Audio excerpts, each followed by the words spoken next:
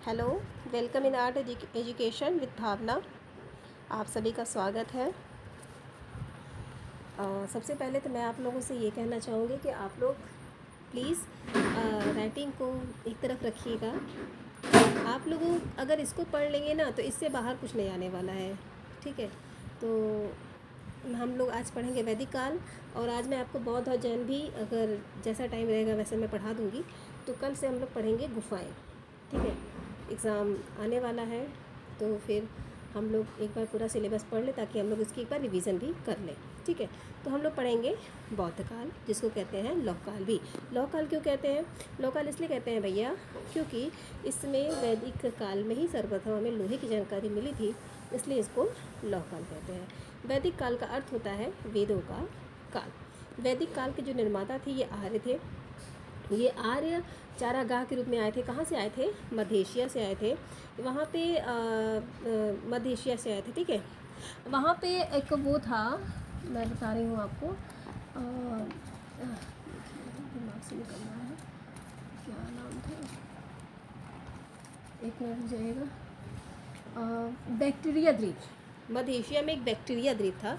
वहाँ पे बोगज कोई नामक स्थान से एक अभिलेख से हमें आर्य शब्द का पता चला था। आर्य शब्द का पता हमें बोगज कोई नामक स्थान से पता चला था, जो कि बैक्टीरिया द्वीप मध्य एशिया में पड़ता है, वहाँ से, ठीक है। वैदिक काल को दो भागों में बांटा गया है, पूर्व वैदिक काल और उत्तर वैदिक काल। पूर्व वैदिक काल का समय है 1500 से 1000 ईसा पूर्व। ऋग्वेद की रचना पूर्व वैदिक काल में ही हुई है। ऋग्वेद की रचना कब हुई है? पूर्व वैदिक काल में, ठीक है। तो पूर्व वैदिक काल और उत्तर वैदिक काल हम लोग पढ़ रहे हैं। तो ऋग्वेद की रचना हुई है पूर्व वैदिक काल में, ठीक है। और उत्तर वैदिक काल में सामवेद, यजुर्वेद, अथर्ववेद, उपनिषद, पुराण और महाकाव्य है। महाकाव्य दो है, सभी को पता है, रामायण और महाभारत, ठीक है। तो अच्छा, ये वैदिक सभ्यता कैसी थी? ग्रामीण थी, और जो सैंधव सभ्यता थी वो नगरीय थी, है ना, ये सभी को पता है ना। तो ठीक है।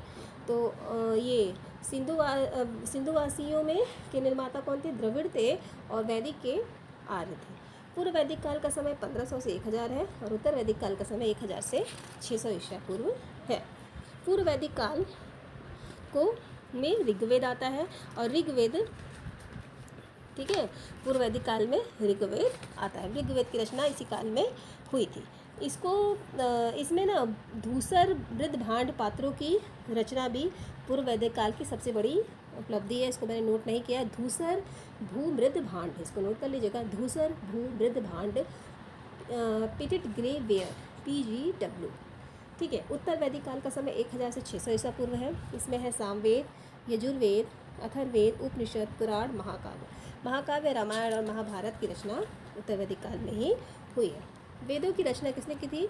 वेदों की रचना कृष्णदेवरायन वेद व्यास ने की थी। किसने की थी? कृष्णदेवरायन वेद व्यास, ठीक है। ऋग्वेद गद्य रूप में मिलता है। ऋग्वेद किस रूप में मिलता है? गद्य रूप में मिलता है, ठीक है। 1500 ईसा पूर्व के इतिहास में हमें ये गद्य के रूप में मिलता है। कला शब्द का सर्वप्रथम प्रयोग इसी वेद में हुआ। कला शब्द का सर्वप्रथम प्रयोग हमें कहाँ मिलता है? ऋग्वेद में मिलता है। चमड़े पर बने देवता के समक्ष कर्मकांड करने की विवेचना इसी वेद में की गई है, ठीक है। यथा कला, यथा शब्द, बट सृष्टि न या महे, इसको मैंने नोट नहीं किया है। ये भी इसी ऋग्वेद का शुक्ति है, कला शब्द के लिए है। यथा कला, यथा शब्द, मध्य सृष्टि न या महे। गायत्री मंत्र इसी वेद में वर्णित है, ठीक है। गंगा नदी का उल्लेख एक बार ऋग्वेद में किया गया है, लेकिन दूसरी बार इस गंगा को जानवी नाम से बुलाया गया है, ठीक है। सबसे पवित्र नदी सरस्वती नदी है। 1008 सूक्तियाँ और 1552 ऋचाएँ हैं। 1462 भी आता है, 1552 भी आता है। 1462 और 1552 ऋचाएँ हैं, जो 10 मंडलों में विभाजित हैं, ठीक है। ऋग्वेद में सबसे पवित्र नदी क्या है? सरस्वती है, मैंने पढ़ा ना। अब हम लोग पढ़ेंगे यजुर्वेद। यजुर्वेद ये ऐसा वेद है जो गद्य तथा पद्य दोनों रूप में वर्णित है। ये गद्य तथा पद्य दोनों रूप में वर्णित है। इसमें युद्ध शास्त्र से संबंधित है। इसमें यज्ञ अनुष्ठानों के क्रियाकलापों का भी वर्णन है। ठीक है, इसमें यह विधि युद्ध शास्त्र से संबंधित है, ये याद रखिएगा। संगीत का जनक सामवेद से माना जाता है पद्य रूप में, ये मैंने नोट नहीं किया है, सॉरी। सामवेद ऋग्वेद गद्य रूप में है, यजुर्वेद गद्य पद्य दोनों में है, और सामवेद है ये जो पद्य रूप में है, गयात्मक। यह एक गयात्मक वेद है, क्या है? गयात्मक, गाया जाने वाला है सामवेद। फिर अथर्ववेद। अथर्ववेद में जादू टोना श्राप तंत्र मंत्र विवाह आदि के कर्मकांड निवारण आदि ये सभी इसमें किसमें अथर्ववेद में आते हैं। इनमें सबसे प्रिय देवता, ठीक है। अब वेदों की बात हम लोग करेंगे महत्वपूर्ण तथ्यों में। तो वेदों में इंद्र देवता का नाम सर्वाधिक बार उल्लेख होता है, और इंद्र देवता इनके वर्षा के देवता माने जाते हैं। वैदिक काल के सबसे प्रिय देवता इंद्र देवता ही थे, ठीक है। इंद्र के पश्चात अग्नि देवता का नाम आता है, लेकिन सबसे पहले इंद्र देवता का नाम आता है। ये अग्नि को रक्षक देवता या मनुष्यों के बीच मध्यस्थ के रूप में भी जाना जाता है। आर्यों का प्रिय पशु क्या था? घोड़ा था, ठीक है। हम लोग सभी जानते हैं कि वेद कितने प्रकार के होते हैं? 4 प्रकार के होते हैं, ब्राह्मण क्षत्रिय वैश्य और शूद्र, इसलिए इसको मैंने नोट नहीं किया। 4 पुरुषार्थ होते हैं, धर्म अर्थ काम मोक्ष। धर्म अर्थ काम मोक्ष ये हम लोगों ने पढ़ा था, तो इसके लिए मैंने इसको नोट नहीं किया है। ये सभी जानते हैं 4 पुरुषार्थ हैं। 4 आश्रम थे, ब्रह्मचर्य, गृहस्थ, वानप्रस्थ और संन्यास। वेदांगों की संख्या कितनी है? 6 है। वेदांगों का सही क्रम ये मैंने नोट में कर दिया है, शिक्षा, छंद, व्याकरण, निरुक्त, कल्प, ज्योतिषी। शिक्षा, छंद, व्याकरण, निरुक्त, कल्प, ज्योतिषी, CCVNKJ। CCVNKJ। शिक्षा C, छंद C, व्याकरण V, N, निरुक्त K, कल्प J, ज्योतिषी। CCVNKJ, ठीक है। तो ये था पुराणों की संख्या मैंने देखी। पुराणों की संख्या 18 होती है, आप सबको पता होगा। पुराणों की रचना जो किसने की थी? उग्रश्रवा और लोमहर्ष ने की थी। सबसे प्राचीन और प्रामाणिक पुराण मत्स्य पुराण है। सबसे प्रामाणिक पुराण है मत्स्य पुराण। मत्स्य पुराण का संबंध आंध्र सातवाहन से वंश से है। विष्णु पुराण का संबंध मौर्य वंश से है, और वायु पुराण का संबंध गुप्त वंश से है। मत्स्य पुराण पर इसका संबंध किससे है? आंध्र सातवाहन वंश से। फिर से मैं आपको पढ़ देती हूँ एक बार वैदिक काल के बारे में। तो हम लोग पढ़ रहे हैं वैदिक काल या लौ काल। वैदिक काल के निर्माता आर्य थे, जो आर्य मध्य एशिया से चरवाहे के रूप में आए थे, ठीक है। ये कहाँ से आए थे? ये मध्य एशिया के बैक्टीरिया द्वीप के बोगज कोई नामक स्थान से एक अभिलेख मिला है, वहाँ पे आर्य शब्द का, वहीं पे आर्य शब्द वर्णित था, ठीक है। आर्य वैदिक सभ्यता जो है ग्रामीण सभ्यता थी ये, और इसके निर्माता कौन थे? आर्य थे, ठीक है। इसको लौह काल क्यों कहा जाता है? क्योंकि यहाँ पे लोहे का जानकारी हमें प्राप्त हुई थी। वैदिक काल होता है वेदों का काल, इसको 2 भागों में बांटा गया, पूर्व वैदिक काल, उत्तर वैदिक काल। पूर्व वैदिक काल का समय 1500 से 1000, और उत्तर वैदिक काल का समय 1000 से 600। पूर्व वैदिक काल में ऋग्वेद को रखा गया, और उत्तर वैदिक काल में सामवेद, यजुर्वेद, अथर्ववेद और उपनिषद, पुराण, महाकाव्य को, ठीक। तो ये थी। तो पूर्व वैदिक काल में ऋग्वेद को रखा गया, ऋग्वेद की रचना इसी काल में हुई है, ये है, ठीक है। उत्तर वैदिक काल हम लोगों ने पढ़ लिया। महाकाव्य 2 होते हैं, रामायण और महाभारत। वेदों की रचना महर्षि कृष्णदेवरायन वेदव्यास ने की थी। वेदों की रचना महर्षि कृष्णदेवरायन वेदव्यास ने की थी, और ऋग्वेद 1500 ईसा पूर्व इतिहास में हमें गद्य के रूप में मिला है। इसका समय 1000 से 1500 है। 1500 ऋग्वेद उत्तर वैदिक काल में है, पूर्व वैदिक काल में है, और इसका समय 1500 ईसा पूर्व इतिहास में हमें इसको गद्य रूप में मिला है, ठीक। ऋग्वेद गद्य रूप में मिला है, और यजुर्वेद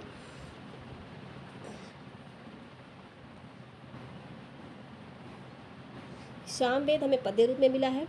यजुर्वेद हमें गद्य पद्य दोनों में मिला है, ठीक है। तो ये था। और चमड़े में बने देवता, चमड़े पर बने देवता का और चमड़े में बने देवता के समक्ष कर्मकांड हमें ऋग्वेद में मिलता है, ठीक है। यथा कला यथा शब्द मधुशिष नाम है, ये कला के लिए है। गायत्री मंत्र इसी वेद में वर्णित है। इसी वेद को गंगा नदी के उल्लेख गंगा नदी का उल्लेख एक बार इसमें ऋग्वेद में हुआ है, तथा दूसरी बार गंगा को जानवी नाम से पुकारा गया है। इस वेदों की रचना 1028 सूक्तियाँ हैं, और 1552 ऋचाएँ हैं, 1462 भी ऋचाएँ हैं, दोनों 1462 1552 दोनों ही आता है, जो 10 मंडलों में विभाजित है। सौंदर्य को श्री नाम से संबोधित किया गया है। सौंदर्य को किस नाम से संबोधित किया गया है? श्री। ऋग्वेद में सबसे पवित्र नदी सरस्वती को माना जाता है। यजुर्वेद एक ऐसा वेद है जो गद्य पद्य दोनों में रूप में वर्णित है। इसमें यज्ञ और अनुष्ठानों की क्रियाकलापों का वर्णन मिलता है। यह वेद युद्ध शास्त्र से भी संबंधित है। कौन सा? यजुर्वेद। ठीक। सामवेद, सामवेद का जनक संगीत को माना जाता है। संगीत का जनक सामवेद है। ठीक है, और इसको पद्य रूप में जानते हैं, गयात्मक है ये। अथर्ववेद, अथर्ववेद में विपत्तियाँ, तंत्र मंत्र, जादू टोना, विवाह, राजकर्म इत्यादि के निवारण इसमें मिलता है। वैदिक काल में इंद्र देवता का उल्लेख सर्वाधिक बार किया गया है। लोग इंद्र देवता को प्रिय देवता मानते थे और इंद्र को वर्षा का देवता माना जाता है। उसके बाद अग्नि देवता आते हैं। अग्नि देवता को मनुष्यों के मध्यस्थ और रक्षक देवता माना जाता है। आर्यों का प्रिय पशु घोड़ा था। ठीक। वेदांगों की संख्या 6 है। CCV NKJ शिक्षा, सी से शिक्षा, सी से छंद, वी से विरुक्त व्याकरण, शिक्षा, छंद, व्याकरण और निरुक्त, कल्प, ज्योतिषी। शिक्षा, सी से शिक्षा, छंद, सी, व्याकरण, वी, निरुक्त, एन, कल्प, के, जे से ज्योतिषी। पुराणों की संख्या 18 है। इसकी रचना लोहमर्ष और उग्रश्रवा व लोहमर्ष ने की थी। उग्रश्रवा और लोहमर्ष ने पुराणों की सबसे प्राचीन प्रामाणिक पुराण मत्स्य पुराण है, जो कि आद्र सातवाहन वंश से मानी जाती है। आद्र सातवाहन वंश से मत्स्य पुराण सबसे प्रामाणिक पुराण है। सबसे पुरानी प्राचीन और प्रामाणिक पुराण मत्स्य पुराण है। आर्य सातवाहन, उग्रश्रवा और लोहमर्ष ने पुराणों की रचना की थी। विष्णु पुराण का संबंध वैश्य मौर्य वंश से है। वायु पुराण का संबंध गुप्त वंश से है। विष्णु पुराण का संबंध मौर्य वंश से, का संबंध गुप्त वंश से। तो ये था हमारा वैदिक काल। आई होप आपको समझ में आ गया होगा। अब हम लोग पढ़ेंगे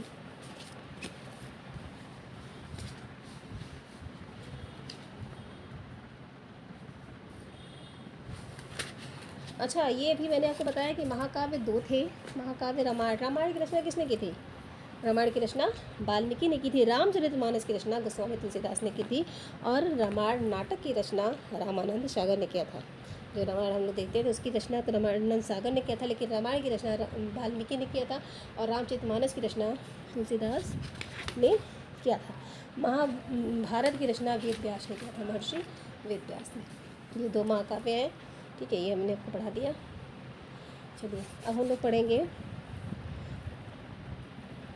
धर्म के बारे में, बौद्ध और जैन धर्म। चलिए मैं ये भी आज पढ़ा देती हूँ ताकि कल से हम लोग पढ़ेंगे गुफाएं। कल में हम लोग पढ़ेंगे जोगीवारा गुफा, फिर पढ़ेंगे उसके बाद अजंता।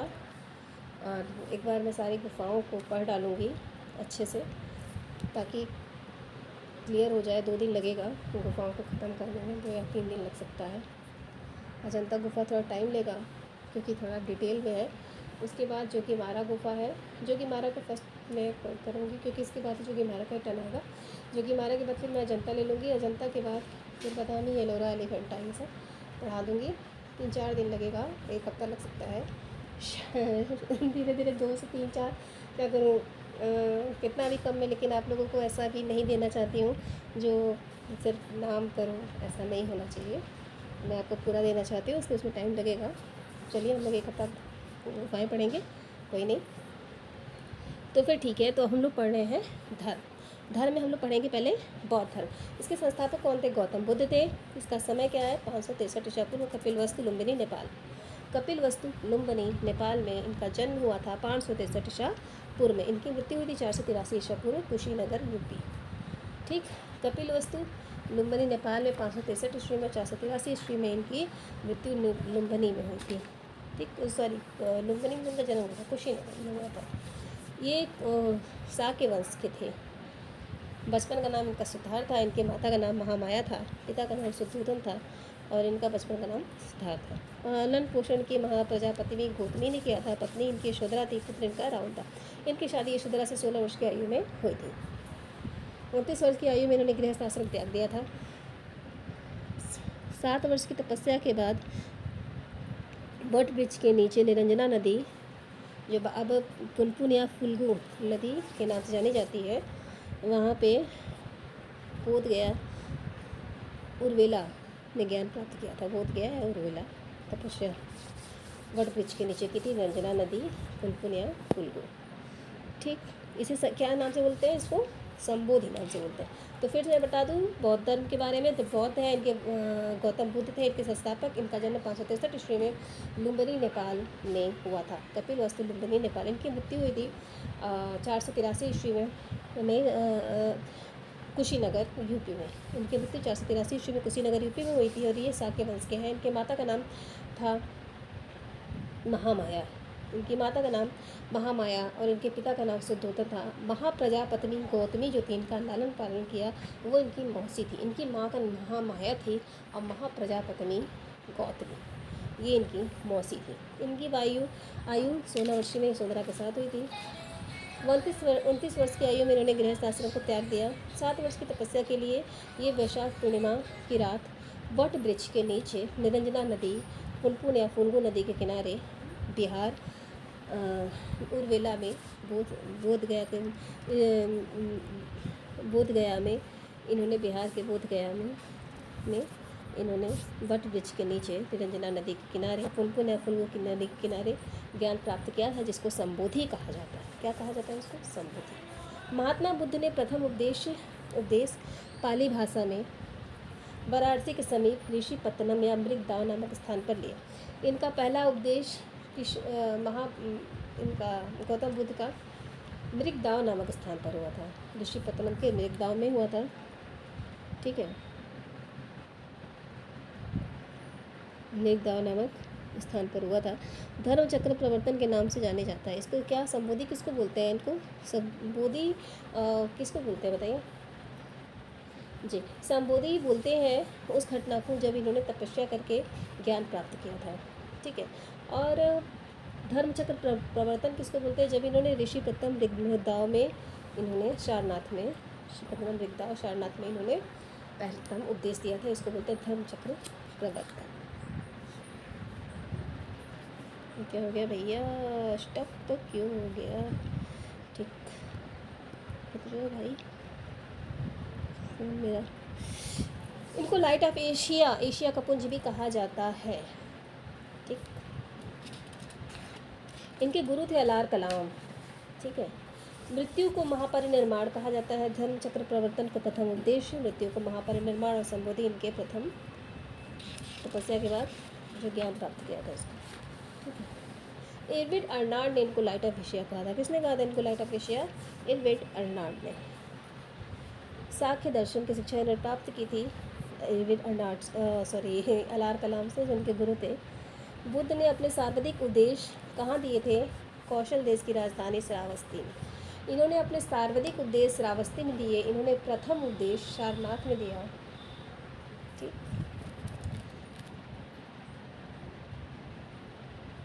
मृगदाव नामक स्थान पर दिया था सारनाथ में। ठीक है, सर्वाधिक श्रावस्ती में दिया। बुद्ध के जीवन की प्रमुख घटनाएं उनके प्रतीक हैं। उनका जन्म ये है, देखिए, जन्म का प्रतीक कमल या षाढ़ माना जाता है और गृह त्याग का घोड़ा। जन्म का प्रतीक कमल या षाढ़ है, गृह त्याग का घोड़ा है, निर्वाण का पद चिन्ह है, ज्ञान प्राप्ति का बोधि वृक्ष है, यहाँ पे ज्ञान प्राप्त किया था। प्रथम उपदेश चक्र है और मृत्यु स्तूप। फिर से इनका जन्म कमल और षाढ़ है ना। गृह त्याग का घोड़ा है। जब इनका कमल और षाढ़ है, गृह त्याग का घोड़ा है। निर्वाण का इनका पद चिन्ह, निर्वाण का पद चिन्ह, ज्ञान प्राप्त का बोधि वृक्ष, प्रथम उपदेश का चक्र है और मृत्यु का स्तूप है। बौद्ध संगतियाँ 4 हुई थी। प्रथम संगति जो कि 483 ईस्वी में हुई थी अजातशत्रु के शासनकाल में, और उसकी अध्यक्षता महाकश्यप की अध्यक्षता में हुई थी। ठीक है, राजगृह में अजातशत्रु के शासनकाल में 483 ईस्वी में अजातशत्रु के शासनकाल में महाकश्यप की अध्यक्षता में हुई थी। कहाँ पे हुई थी? राजगृह में हुई थी। दूसरी 383 ईस्वी में होती है, जो कि काला अशोक के शासनकाल में होती है। सावी काव्य अध्यक्षता की थी वैशाली में, सावी काव्य अध्यक्षता की थी वैशाली में काला अशोक के शासनकाल में। तीसरी 255 ईसा पूर्व में अशोक के शासनकाल में हुई थी। मोगली 30 पुत्र इसकी अध्यक्षता किए थे पाटलिपुत्र में। और चौथी हुई थी प्रथम सदस्य पूर्व कनिष्क ने किया था वसुमित्र अश्वघोष महाकश्यप, अरे सॉरी अध्यक्ष थे वसुमित्र अश्वघोष कुंडलवन में। फिर से प्रथम इनकी हुई थी राजगृह में महाकश्यप की अध्यक्षता में अजातशत्रु ने करवाई थी, उनके शासनकाल में हुई थी। द्वितीय हुई थी इनके 383 ईस्वी में काला अशोक, और तीसरी हुई थी 255 ईस्वी में अशोक, और चौथी हुई थी कनिष्क प्रथम सदी में।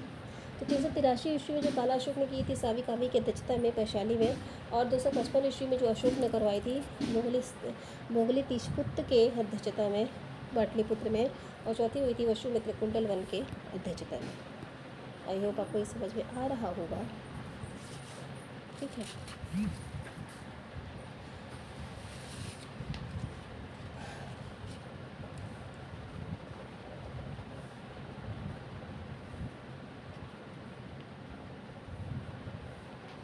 अच्छा ये देखिए मैंने आपको नोट नहीं कराया है, चीज़ बहुत ही इंपॉर्टेंट छूट गई वैसे, सॉरी।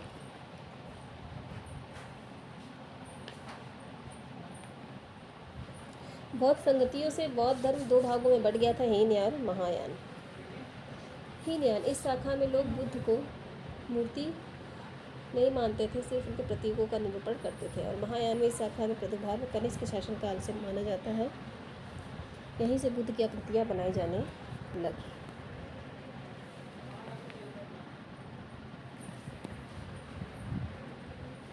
फिर हम लोग पढ़ेंगे महावीर स्वामी के बारे में।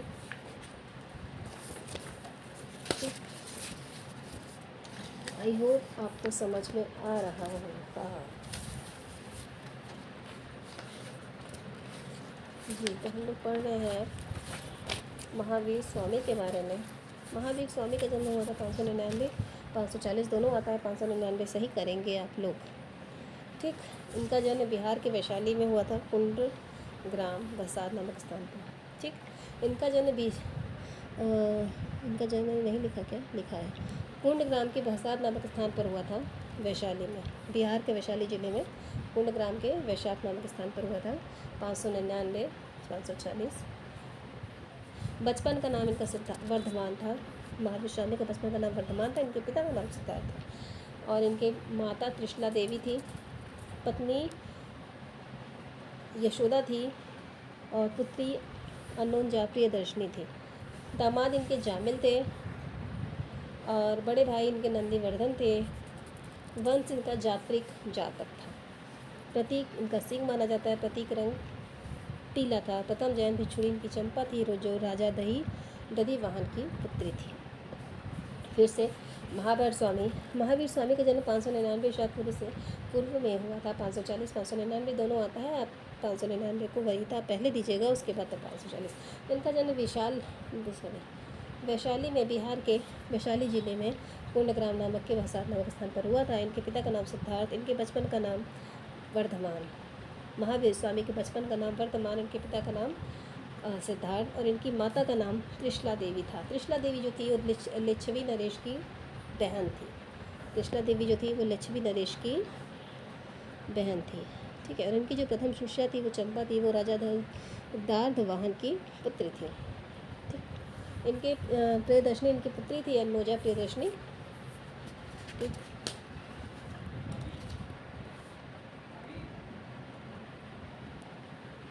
30 वर्ष की अवस्था में गृहस्थ जीवन त्याग कर संन्यास जीवन का आरंभ किया।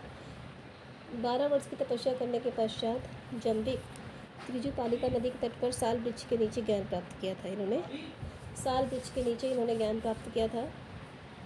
तभी से जिन कहे जाने लगे विजेता, अरहंत, पूजनीय, निर्गंध, बंधकहीन कहलाए। महावीर स्वामी ने प्रथम उपदेश वैशाली में प्राकृत भाषा अर्धमागधी में दिया। उनकी मृत्यु 72 वर्ष की अवस्था में 527 ईसा पूर्व 468 ईसा पूर्व बिहार के पावापुरी में हुई थी। ठीक,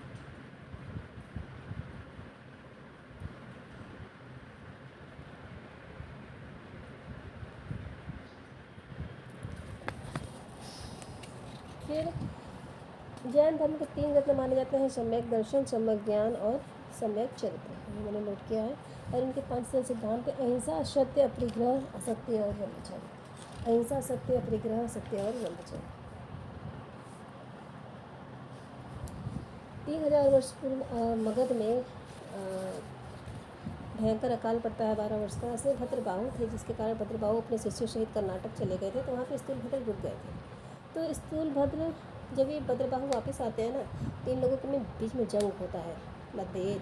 तो इससे 2 भागों में बढ़ गया, श्वेतांबर और दिगंबर। श्वेतांबर श्वेत वस्त्र धारण करने वाले, जिसके अनुयायी स्थूलभद्र थे, और दिगंबर नग्न रहने वाले भद्रबाहु के अनुयायी थे। ठीक। इसके में प्रथम, इसमें जैन संगतियाँ होती हैं। जैन धर्म को 2 संगतियों में बांटा गया। प्रथम जैन संगति ये 3000 ईस्वी पूर्व पाटलिपुत्र में स्थूलभद्र की अध्यक्षता में चंद्रगुप्त मौर्य के शासनकाल में हुई।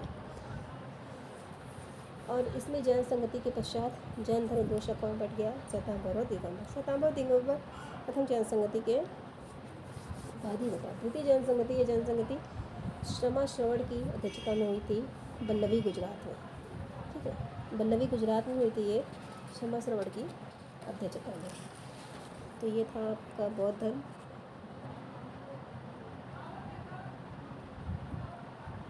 ठीक, तो ये मैंने आपको समझा दिया बौद्ध धर्म। कुछ चीज़ें और है जो मैं बता दूँ। जैन धर्म के मानने वाले राजा थे उदयन थे, चंद्रगुप्त मौर्य थे, खारवेल थे।